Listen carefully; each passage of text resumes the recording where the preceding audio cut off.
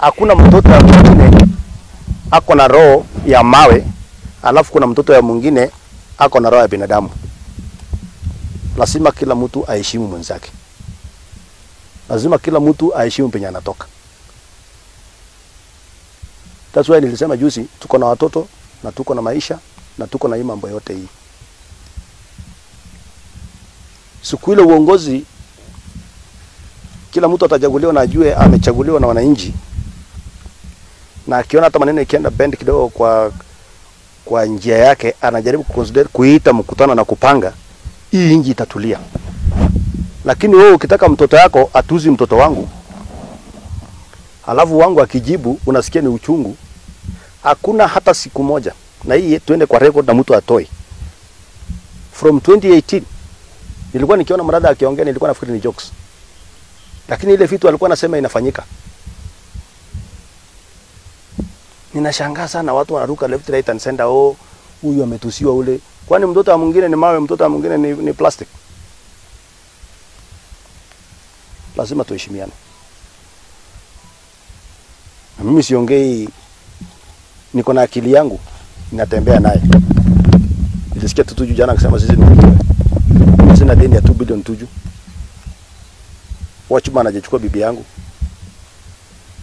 So you cannot compare me with you. Na uende ujitibu, my friend. You are sick. Na sio kwa ubaya. Enda kana watoto wako kula matunda, ujitibu kaa nyumbani. Wachana Jubilee. Jubilee hii dunia itabaki, wewe utaenda, Jubilee itabaki. Mimi nitaenda, chama kingine itabaki. Watu hii dunia ni rotation. So tuheshimiane kwanza kama Wakenya. Na kama mtu unasikia uchungu sana, kila mtu ushike maumbo yako na ufungie kwa nyumba. Kama unasikia uko na umbo inasumbua, inabwega, enda ufungie kwa nyumba. Hatuwezi kukubali Mradha kututuzi. Mimi ni afadhali hata nilichaguliwa. Mradha hana kitu yoyote ya mtu yoyote. Inafika kiwango watu wanaongea ni kama wanahara. Alafu tukisema kunyorosha maneno kidogo inakuwa ni kesi kubwa.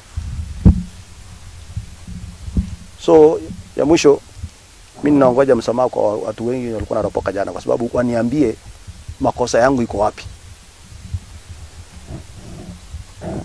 Ninaongoja msamaha.